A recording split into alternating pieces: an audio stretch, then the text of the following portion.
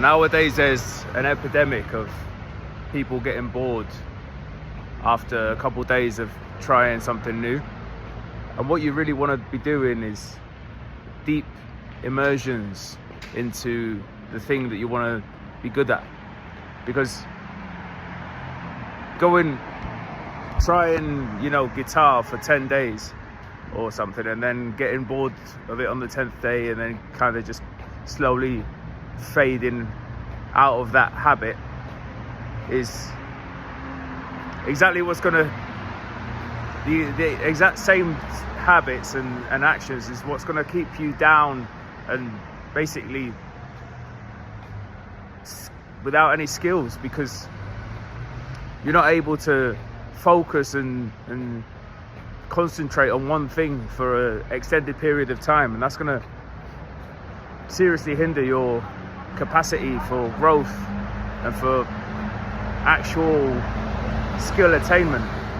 So my recommendation is pick whatever you're interested in at the time being, and then commit at least 30 days to it. But really what you want to be doing is committing for the long haul and making it something that you're going to become a master at. So once you figure out something that you find interesting, and it's not that hard, there's so many things out in the world that are good and fun and can be profitable as well. So just choose one. For me, one of them was Brazilian Jiu-Jitsu. When I was 19 years old, I stumbled upon it and I instantly fell in love with it, and I knew that I was going to be a black belt as soon as I began. And there was millions, well, not millions, but many people, hundreds of people that were training at the time. A lot of them doubted me, I remember, because I was just some dumb kid. But I knew deep inside myself that I was in it for the long run, and I didn't care what they thought. I knew that one day I would become a black belt, and then 10 years later I got my black belt, and here I am still going to train 15 years after that, because I'm committed. I made the decision that I wanted to stick to it, and it's as well, it's something that I enjoy, so it's not so hard for me to go and do, basically. But another one would be the social skills for me. I wasn't particularly gifted socially when I was a kid. I mean, like a lot of us, I think we had good experience and bad experiences. It's just the normal. But when I realized that you can actually improve this side of yourself and this side of your personality, I realized that there was. So now I just had to take a phone call. So yeah, you got to have a deep immersion. Look, I got scratches on my face because I've just finished the jiu-jitsu class. And I'm one of those types of people that train, and I like to train quite hard. I'm not the hardest person in the world, but I do like to train hard. And that's just my genetics. I get scratches on my face when I'm really pale skinned and I have sensitive skin. So whenever anyone puts a little bit of pressure on my skin, on my face, it scars up like that, or it shows up like that. Is what it is. But anyway, so what I was saying is, deep periods of immersion. It's like when you want to get good at anything, basically, you've got to submerge yourself in that topic and completely obsess yourself with it. If you want to have any hope of actually getting competent in the world with this. I did the same thing with social dynamics to the degree that I could. From the small town that I was from, I still made every effort that I could and tried my hardest to always improve myself in that sense, to the point where I became pretty self-sufficient. I would say that I'm pretty much, I wouldn't say I'm the best in the world. I would probably say I'm just about average world-class social skills. And some days you have better days than others, Some days I probably seem like a fucking autistic. Nothing against autistic people or anything like that, but sometimes I might, every now and then, might come out with a hoi. I might come out with a bit of weird behaviour, but I guess we're all human. We all make mistakes, and that is what it is. But yeah, the whole thing is, with the immersion, you become so deeply obsessed with the subject. It's the only way to actually get good, because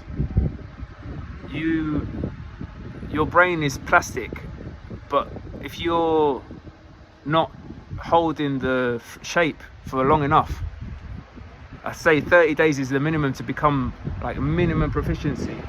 If you're not holding that shape for long enough, your plasticity of your brain just goes back to the normal shape, you know? It's like elastic, so you stretch it, and if you don't hold it for long enough, it's gonna go back to how it was originally, and you'll just lose all the skill that you had attained. And that's it. So you got to hold the shape, you know, your neural pathways. You've got to keep reinforcing them until it becomes automatic, and that's how you will build the skill. You can't expect to be good at something and expect to be able to pluck a skill out of the air if you haven't spent long enough time, you've paid your dues with the practice and getting the reps in. That's why it's so important to get the reps in a short period of time. You don't really want to take, you want to have a sense of urgency about you, and you want to really get as many reps in as minimum time as possible. And then you'll get burnt out, but you tweak it and you calibrate.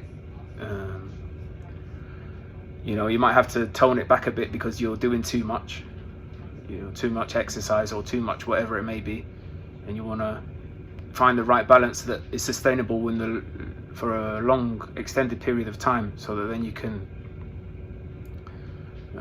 really hammer in and build the long-term habits that will then forge your character in that direction, shape, or whatever it may be that you want it to be formed as, if that makes sense.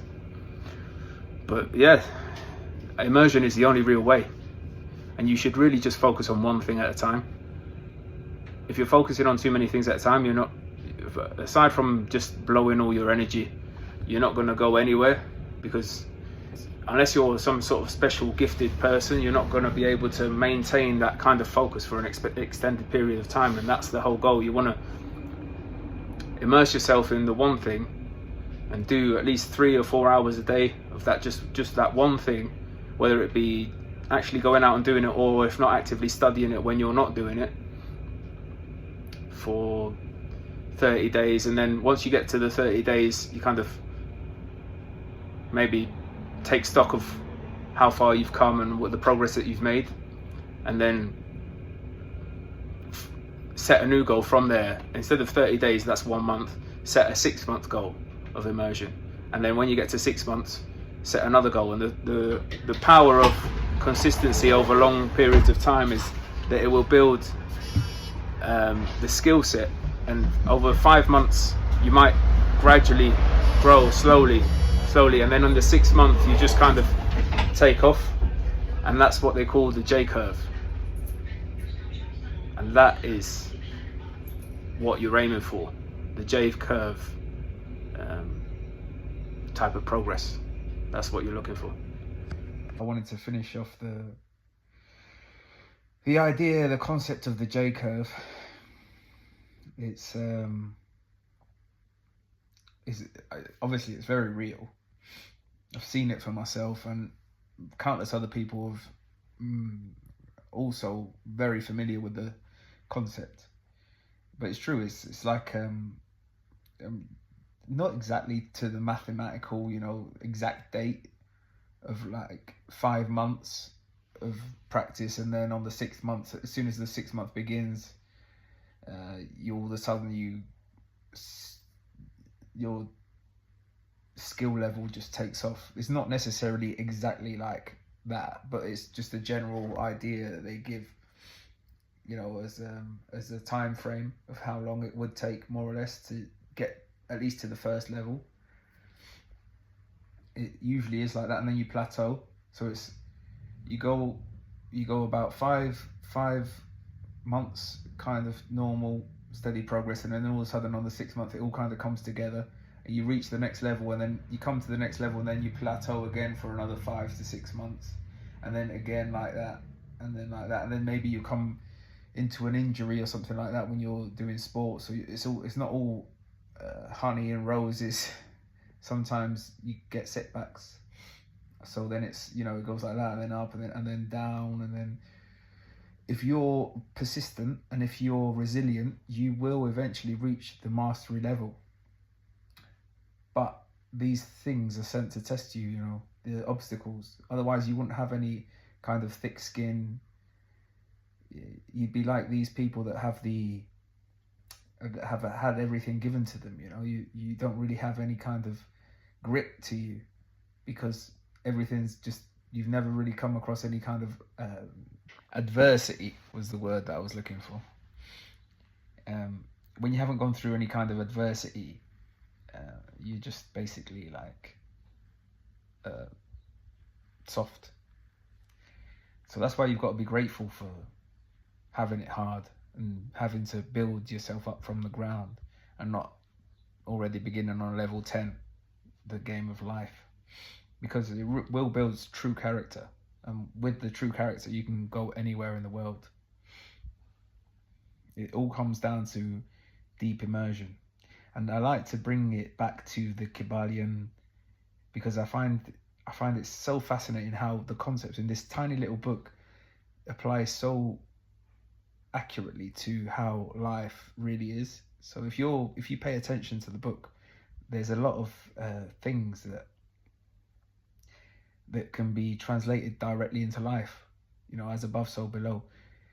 It's how you do one thing is how you do everything. And if you really want true excellence in your life, then you have to do everything with excellence. Obviously, you've got to allow room for mistakes and stuff, because you're just human anyway at the end of the day, and don't put too much pressure on yourself, because that can be counterproductive as well. But you need to realize that things aren't as easy as what some people like to make out, but they are simple. You know, you've got to just stick at it. But it's not easy to stick at something. It's simple because all you have to do is stick at it, but it's not easy because it's tough to stick at it. But if you stick at it, the rewards are abundant.